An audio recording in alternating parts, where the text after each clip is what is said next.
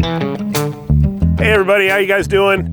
We have completed the Arizona Peace Trail, and as promised, we're going to give you guys a real-life evaluation of the new 2024 Polaris Xpedition ADV North Star 5-seater. That's a long title, but you know what? It's a lot of vehicles, so let's jump right into it. You know, there's a lot of questions people have that, you know, a lot of people haven't even seen them yet. It was actually really cool on the trail. Every time we stopped someplace and somebody got to see the vehicle, they had a lot of questions. So I know there's a lot of questions out there. Hopefully we can answer some of them for you. And again, this is my evaluation after about 850 miles of varied terrain across the state of Arizona.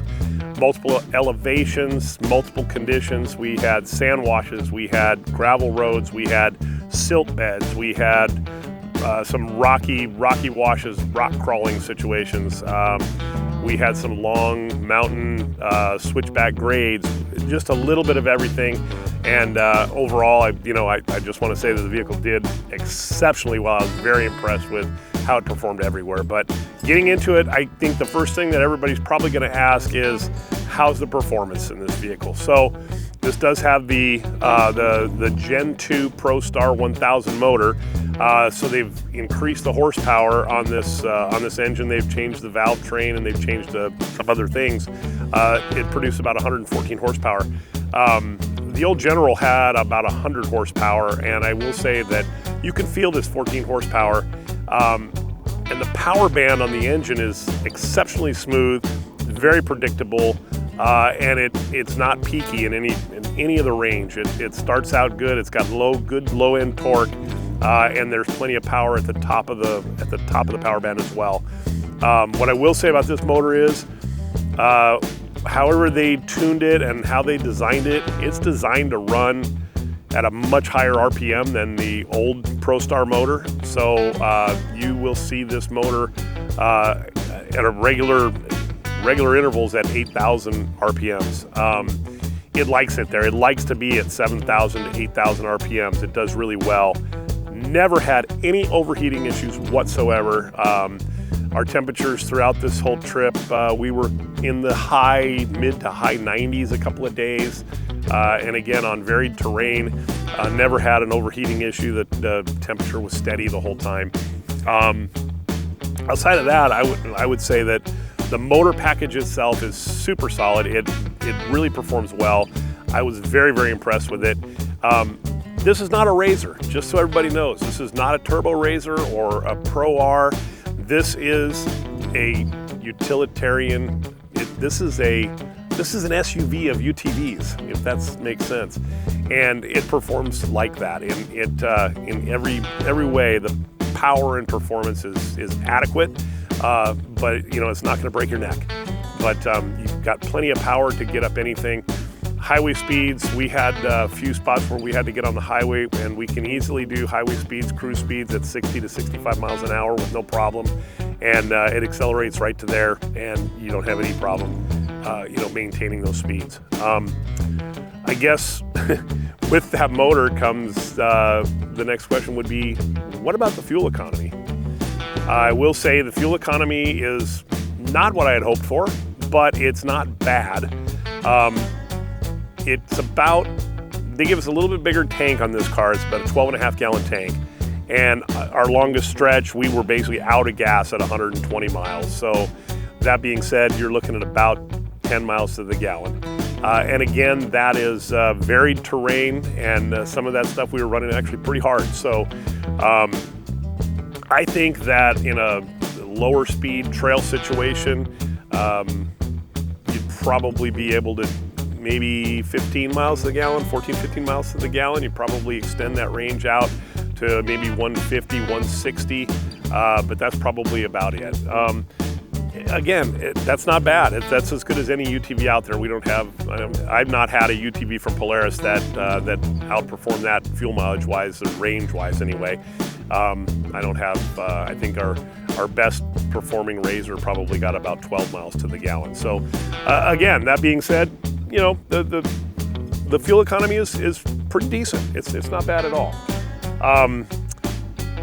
Next on the list, everybody wanted to ask me about how is the suspension? Well, let me tell you something. Between Fox and Polaris, they came up with a combination. They nailed the suspension. The suspension in this vehicle is outstanding, and it very much so exceeded everything that I thought it would do.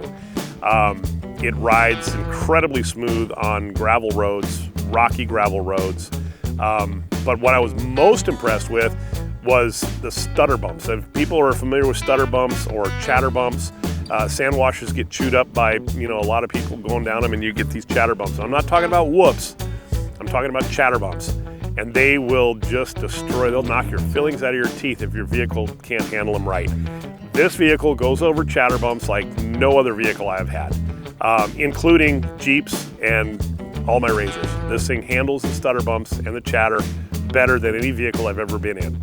That may be partially, in fact, that it's a lot heavier. It's a much heavier UTV, but again, that is it shined in the sand washes and rocky sand washes and that chatter. It worked absolutely phenomenal. We have put a spare tire and about 8 gallons of gas on the roof of this car, along with the roof rack.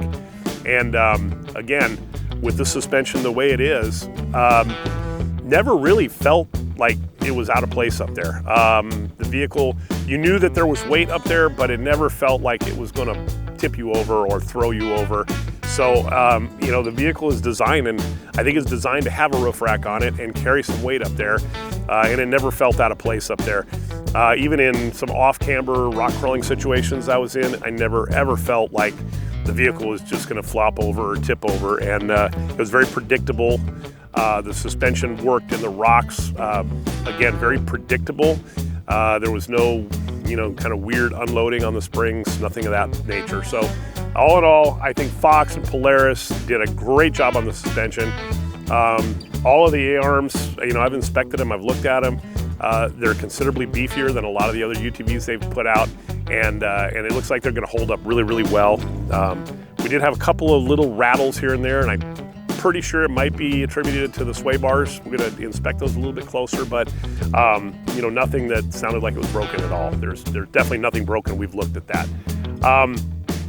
Outside of that, from the suspension standpoint, I will say that we put a little bit of extra preload in this car before we set out on this trip, because we loaded it pretty heavy. We had a lot of stuff in here, and after, again, 850 miles, I've noticed that we lost some of that preload in that the tender coils have settled, and they have flattened out a little bit. So we're going to try and add that preload back in and see if that helps. And the worst case scenario is we may possibly have to do a little respringing and possibly change the tender coils on this, but we don't know for sure yet. It's going to take a few more miles to figure that out, but the ride quality is fantastic, and we're really, really happy about that. Moving inside of the vehicle, we've covered the performance and the suspension. Let's move inside the vehicle, talk about the ergonomics, talk about the comfort, and talk about a couple other things, the HVAC. The ergos in this vehicle are great. They did a really nice job with the dashboard. It's very, very automotive-like. You have your power windows selection, and of course I'm talking about the North Star, so we have a couple features on the North Star that might not appear on some of the other models, but the North Star, all the controls are easy to find, easy to use, easy to identify. The seats are very comfortable. I'm a big guy, and this car has more leg room than any Razor I've ever driven, which is awesome. And after 850 miles, I never felt fatigued. My legs never felt cramped. And I gotta say, in a Razor after 850 miles, I'm pretty stoved up. So that being said, they did a nice job with the ergonomics, the seat positioning, steering wheel positioning. You have a fully adjustable steering wheel, telescoping, tilt. That allows you to change your positioning as you drive, depending on what you're doing, and it works really, really well. And that steering wheel is nice and solid. The steering feel is very, very good on the car. On high-speed sand washes, high-speed gravel roads, the steering feel is great. Power windows worked great the whole time. The seats in the rear are kind of cool. I think the rear seats fold up off of the floor, so the bottoms will fold up and allow you to have the full space on the floor available to you for storage, which we utilized that. We had some big bins in there and some closed bags, and it worked really, really well. It gave you a ton of storage there inside the cab. It kept that weight down low in the car, which I think is probably helpful. The other option, of course, is to fold the rear part of the seat down and open up the entire cab. That would be great if we had larger things, maybe larger coolers or longer items that we wanted to put in there. It would be great, but in our case, having the bottoms of the seats fold up worked great. We added the rails on the floor so we could tire stuff down. That worked really well too, another Polaris accessory. But overall, the ergonomics and the comfort inside the vehicle was really great. It was amazing. I couldn't be happier with, after a long trip like that, how comfortable I felt every single day. So again, kudos to Polaris on that. They did a great job designing the interior. And oh, tip out windshield, awesome. Flip that thing up. Rode most of the trail with the windshield open. So we'll get to another part of this evaluation here in just in a minute. But with the window open, all the windows open, you know, open air, you've still got an open air vehicle, and it's super fun to drive that way. So one thing about this vehicle, as opposed to some of the other UTVs that I've driven from Polaris and other manufacturers as well, the visibility in this vehicle is probably not as good as it is in some of the other vehicles that I've driven. Definitely not as good as a Razor. Actually, a General probably has a little bit better visibility, but the body on this vehicle is kind of, it's wide. It's as wide as the track width, and what that gives you is the inability to actually see your tires. And with the full door enclosures, it makes it a little harder to lean out and see your tires and, you know, use your mirrors to see your rear tires. So visibility is more like an SUV, and if you're familiar with driving an SUV, it shouldn't be a problem. Never had a problem with it, but I did notice it in some of the tighter situations where I had to be a little bit more careful where I was placing my tires because you know, you don't want to make any body damage. So just something to be aware of, that the body is just a little bit bigger than what we're used to on most UTVs. But I tell you what, the doors sure make it nice. One of the coolest features on the Northstar, of course, is the HVAC system. We use the air conditioning in this car a little bit, not a whole lot, because the weather was absolutely fantastic when we went, but we did have a couple warm days, and we were able to roll up the windows and turn on the AC, and it was great. The AC worked fantastic, cooled it right down. We've tinted the windows on our unit. Of course, that helps always, but even without the windows tinted, I think it would keep up just fine. One morning in the Wallapai Mountains, it was a little bit chilly, and we were actually able to use the heater. It worked pretty good as well. So, you know, I didn't have any problem. Would kind of like to have a steering wheel heater, you know, but I guess maybe next year, huh? But yeah, overall, the HVAC system worked fantastic, and you know, that's a real plus, especially if you're doing long trails in the desert. Makes it super nice. The other part of the HVAC system that I really can't give an honest evaluation, because as I said, we ran this trail with the windows open, the windshield tipped out, and it was dusty. It was very, very dusty. So is the inside of this vehicle clean? Absolutely not. It is completely filthy.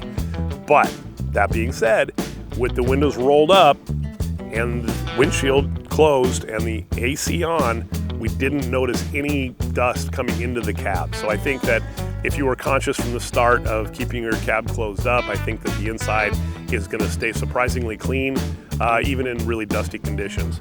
But we didn't do that. We're kind of more about getting out and opening those windows and enjoying the great weather. So I got a little cleaning to do on this thing, because it's going to take a little while. But again, everything inside is all plastic and nice and easy to get to. So we should be able to clean her up, and hopefully she'll look like new again. But yeah, so that HVAC system is awesome, and man, it's going to make all the difference in the world for people who like to do long rides. The Northstar Editions come equipped with a JBL audio system that is awesome. They did a great job, JBL, Polaris, working together. However they figured it out, this stereo system just kicks butt. It's got a big subwoofer in the console. It's got really clear speakers, extra tweeters on the dashboard, and man, when you turn it up, it rocks. So that was really nice, especially with the windows rolled up. You know, you can have your tunes, and it's really like driving a car down the road, and that's super fun.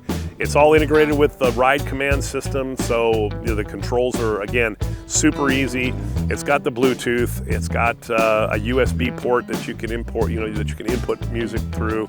A lot of different options there, and it works seamlessly with the ride command system. So, man, they killed it with the stereo system. Awesome job, and that's a super nice feature that you won't have to add on to.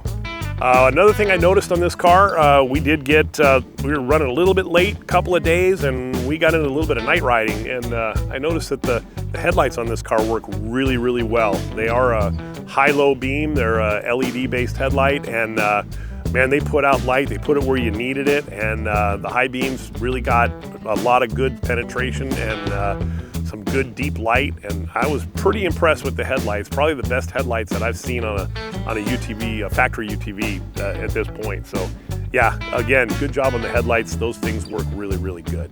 Polaris spent an incredible amount of time and energy on putting together a package of accessories that are available to this vehicle and the whole line of Expeditions. And I truly have to say that this is the best offering that I've seen from a manufacturer on factory, you know, manufacturer offered accessories to date. We added the rock sliders, the Polaris rock sliders to this car. Good thing we did, because we used them and they worked perfectly.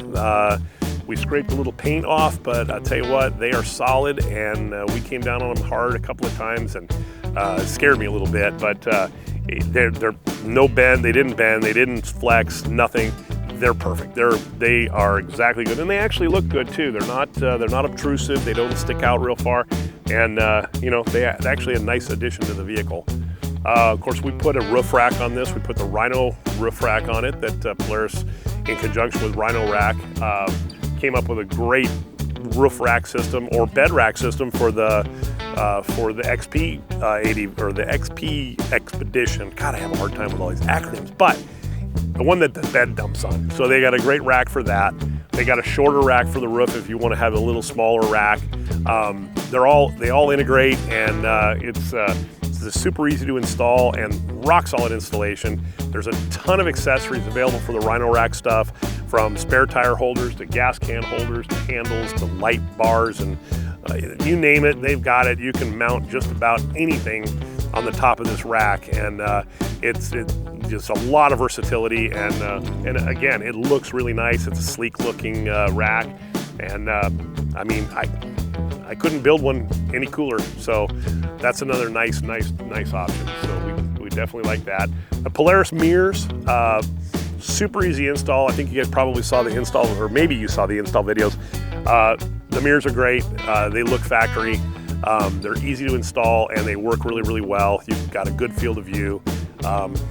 Again, we put some of the accessories in the back. We use the Molly panels on the windows. Gave us a great place to stash some of our bagged items, like a first aid kit and you know, a little tool kit and some other things. Those worked out great. Also gives you some protection from the windows inside, so that helped too. And we've got a bed divider in the back and a couple other Polaris accessories that fit and work really well. So if you're thinking about one of these vehicles, definitely look at the Polaris line of accessories, because so far everything I've seen has been top notch. There has been some discussion regarding the interior noise on these vehicles. I personally don't think that it's obtrusive. I don't think it's bad. I don't think it's obnoxious, but it is a little bit louder than what some people probably expected. With our vehicle loaded down with all of our gear, I never ever really thought that we had too much noise in the back. With it being completely open and no gear in it, it's a little bit louder. But again, you got a great stereo, and that takes care of the issue completely. But I can see, you know, there is a little bit of noise inside. It's got a little bit of cab noise. It's motor generated, and again, this motor runs at high RPM, so you're gonna hear a little bit of the motor for sure. But you know, the noise versus the ride quality and the capability of this vehicle, I think it's a pretty fair trade, and I don't have a problem with it. But again, my opinion, you guys are gonna have to decide for yourself on that one. But you know, the noise thing is just something you're gonna have to try for yourself. From a durability standpoint, we ran this car pretty hard for about 850 miles, and structurally everything looks great. We did have a couple of small issues. I'm going to point those out to you. Really nothing significant. We had a little issue with our brake pressure sensor. May have been a fluke, we don't know for sure, but the car had given me a warning light telling me to release my brakes, but I didn't have my foot on the brake. So we fooled around with it a little bit and discovered that maybe the brake pressure switch was failing. We unplugged it, and it was we were able to, you know, once the car was running, you can unplug the brake pressure switch and you lose your tail lights or your brake lights, but the car functions perfectly with no, you don't have any issues there. There's no check lights or anything that come on. That happened one day. We ran with the brake pressure switch disconnected for the rest of that day. I plugged it in the next day and have not had a problem since. So again, maybe it was a fluke. I don't really know for sure, but we're gonna keep an eye on that, and if it becomes an issue, we'll report back. Two little things that I have noticed with regards to the fit and finish on the vehicle. One thing is the back window on this vehicle. This is a piece of glass that is hinged at the top, and then it has locking latches on both corners. There's no frame on this window, it's just a glass window, and it feels as though it's the fragility is potentially an issue in the future. I've been very careful to close the door from the corners and push down, but the middle of the window when it's open tends to bow a little bit, and I just fear that it could possibly be an issue if someone were to forcibly close that door from the middle in the back. It could possibly break that glass. I haven't heard any problems yet, but I don't know, it just looks a little bit suspect to us, but we'll see. We're gonna be careful with ours so that we don't have to replace the glass. The other little thing in the back, and again, this is a really silly little thing, but the tailgate cables that hold the tailgate in place when it's down, the cables that run up to the corners of the bed, no matter what we do, when we close the tailgate, when we get back out, one of those cables is hanging out, and it's just kind of dangling out there in the crack. So somehow it's making its way out that crack, and it's just an aesthetic thing for me. I'm gonna figure out how to make it not do it, but and I'll let you know how I do it. But yeah, one little thing, a little bugaboo, not a big issue, but yeah, just something to talk about. But that pretty much covers it. I think if you have any questions, please don't hesitate to ask us. Follow up on this thread or on the video. Ask questions, I'd be happy to answer them. If you come by the shop, you're more than welcome to take a look at our vehicle. And all in all, man, I gotta say, my evaluation of this thing right out of the gate, man, it's a 9 or a 10. I don't know. I love it. I'm excited to drive it again. Like I say, we just finished 850 miles, and I could jump in this thing and do another 800. So, man, I'll tell you what, Polaris, I like what you did, and we're super happy with it, and we're excited to take it on some more adventures and get out there on the trail. So hopefully we'll all see you out there.